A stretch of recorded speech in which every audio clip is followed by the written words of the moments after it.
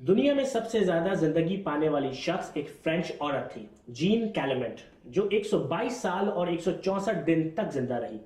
जैसे जैसे हमारी मॉडर्न मेडिसिन और टेक्नोलॉजी एंड लिविंग स्टैंडर्ड्स ने तरक्की की है, उसी तरह हमारी जिंदगियां भी लंबी होती गई। तो क्या आपको लगता है कि कोई ऐसा दिन भी आएगा जिस दिन हमारी जिंदगी की कोई लिमिट नहीं होगी? ये हम आज जानने की कोशिश करेंगे। This is Gauhar Ali Rizvi and you are on my channel.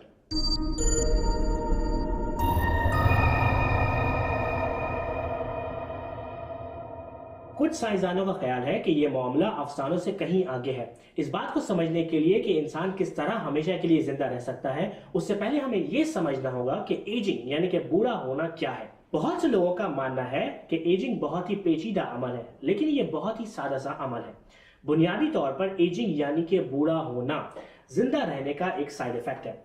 रोजाना के अवामिल जैसे कि सांस लेना, मूव करना, खाना हजम करना और वो सारे अवामिल जो इंसान फिजिकली करता है से बॉडी में बहुत वेयर एंड टेयर होता है, जो यूजली बॉडी रिपेयर करने की कोशिश करती है। बट एक हद के बाद हमारी body efficiently wear and tear को रिमूव नहीं कर पाती, जिसकी वजह से हम मर जाते हैं। इसकी मिसाल ऐसे लें कि अगर एक गाड़ी को मुसलसल चलाया जाए तो एक अरसे के बाद वो बंद हो जाएगी और चलना बंद कर देगी, लेकिन अगर आप उसकी अच्छी मेंटेनेंस करें, ऑयल एंड क्लीनिंग वगैरह, तो वो ज्यादा अरसे तक कायम रहेगी। कभी कभी कार में जरूरत पड़ती है कि पूरा का पूरा पार्ट ही नया लगा दिया जाए, जिससे कार और ज्यादा अरसे तक बरकरार रहती है। कुछ साइंसदानों का यकीन है कि सेम मामला हमारे ऊपर भी अप्लाई करता है और रेगुलर मेंटेनेंस और जरूरत पड़ने पर पूरे के पूरे ऑर्गन रिप्लेस करने से हमारी बॉडी को ज्यादा अरसे तक हेल्दी रख सकते हैं। 2011 में स्वीडन के सर्जन्स ने दुनिया का पहला ऑर्गन ट्रांसप्लांट किया, जिसमें सिंथेटिक ऑर्गन का इस्तेमाल किया गया था, जो कि लैब में बनाया गया था। उस ऑर्गन को लंदन के साइंटिस्ट ने सिर्फ कुछ ही दिनों में बनाया था। सबसे जरूरी बात यह कि वो मसनूई हवा की नाली पेशेंट के अपने डीएनए से लिए गए सैंपल से बनाई गई थी, यानी उसकी रिजेक्शन का कोई चांस नहीं थे। 36 साल कैंसर पेशेंट अब बहुत ही सेहतमंद है और खुशी से जिंदगी गुजार रहा है।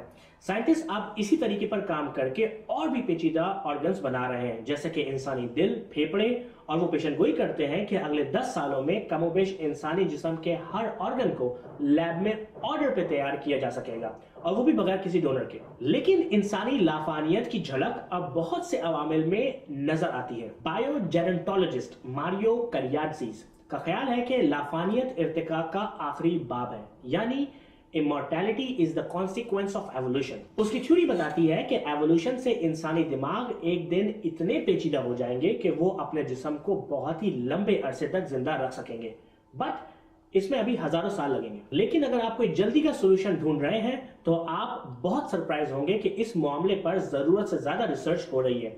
2005 में British scientist Aubrey D grey ने एक रिसर्च फाउंडेशन बनाई जिसका नाम था सेंस, जो कि एक्रोनिम है strategies for engineered negligible senescence. Sense का काम है रीजनरेटिव मेडिकल थेरेपी पर रिसर्च करना, जिससे बुढ़ापा सिर्फ रोका ही नहीं जा सकेगा बल्कि उसको रिवर्स भी किया जा सकेगा। ऑब्रे को यकीन है कि मौत एक बीमारी है जिसका इलाज मुमकिन है अगर सही मेडिकल ट्रीटमेंट दी जाए तो। अब थोड़ी सी टेक्निकल बातें करते हैं। अगर हमें अपनी जिंदगी बढ़ानी है तो हमें अपने टीलोमर्स की लंबाई को बढ़ाना होगा। टीलोमर्स हमारे डीएनए के दोनों सिरों पर कैप का काम करते हैं, जो आहिस्ता आहिस्ता छोटे होते जाते हैं और इवेंचुअली एक वक्त के बाद सेल टूटना शुरू हो जाता है।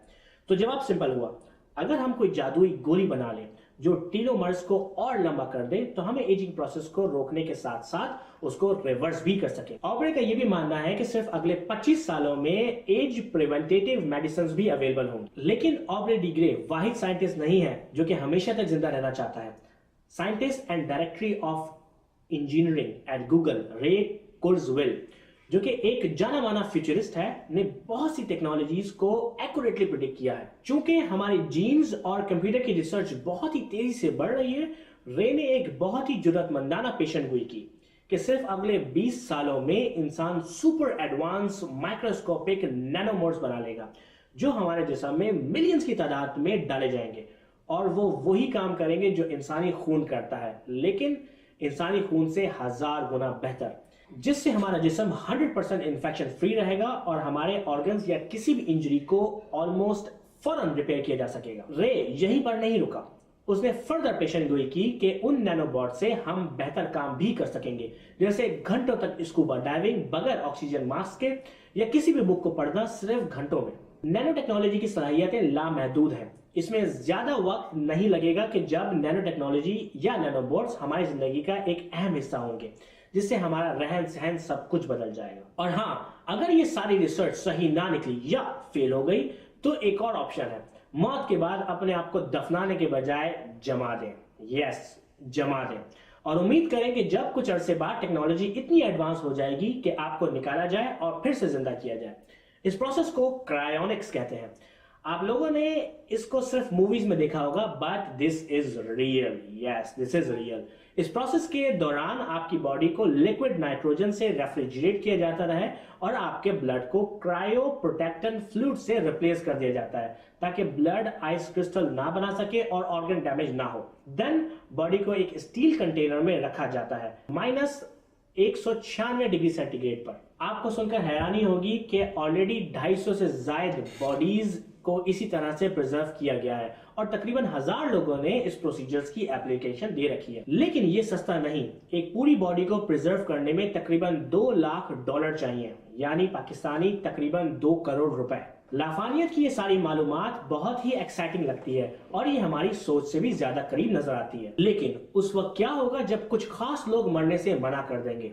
ये बहुत ही कॉमन टॉपिक है जो हैवीली डिस्कस किया जाता है। ओवर पॉपुलेशन अभी से ही एक आलमी मसला बन चुका है। जब तक हमें कोई दूसरा सैयारा रहने के लिए नहीं मिल जाता, तब तक एक बदकिस्मत सच हमारा मुकद्दर है, that we need people to die. हमारी दुनिया एक लिमिट तक ही लोगों को सपोर्ट कर सकती है, लेकिन यही एक बड़ा मसला नहीं। ये माना जाता है कि दुनिया के 1% लोगों के पास दुनिया का ज्यादातर पैसा मौजूद है। अगर उन लोगों ने मरने से मना कर दिया तो दुनिया में कोई वेल्थ की डिस्ट्रीब्यूशन नहीं होगी और वो 1% लोग और ज्यादा से ज्यादा पैसे जमा करने की कोशिश करेंगे, जिससे अमीर और अमीर होता चला जाएगा और गरीब और गरीब। लाफानियत का एक मसला रिटायरमेंट एज का बढ़ना भी होगा, क्योंकि जहां लोग 400 साल से 600 साल तक जिंदा रहेंगे, वहां 60 साल की रिटायरमेंट कुछ मायने नहीं रखेगी।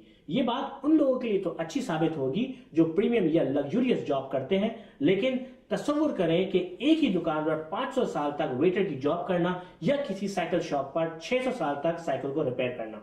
एक लाफानी मुआशरे में मुजरिम की सजा बहुत ही बदल जाएगी। 30 साल जेल में सजा नहीं कहलाएगी और जरा सी लापरवाही से क्राइम ड्रामेटिकली बढ़ जाएगा। लेकिन इसके कुछ फवायद भी हैं, जैसे कि हम लोगों को खाला में और ज्यादा दूर तक भेज सकेंगे कि वो दूसरे अर्थ लाइक प्लैनेट्स की खोज कर सकें, और जो हमारे दरमियान बेहतरीन और ज़हीन लोग जिंदा हैं वो ज्यादा अरसे तक हमारे साथ रहें, जैसे कि स्टीफन हॉकिंग और एडवर्ड विटन, ताकि उनकी नॉलेज से इस्तेफादा हासिल किया जा सके। इन सब के होने से इंसान इंतहाई तेजी से अपने इल्म को बढ़ाएगा और हमारा मुआशरा एक बहुत ही एडवांस और एक्सट्रीम टेक्नोलॉजी का हब बनेगा।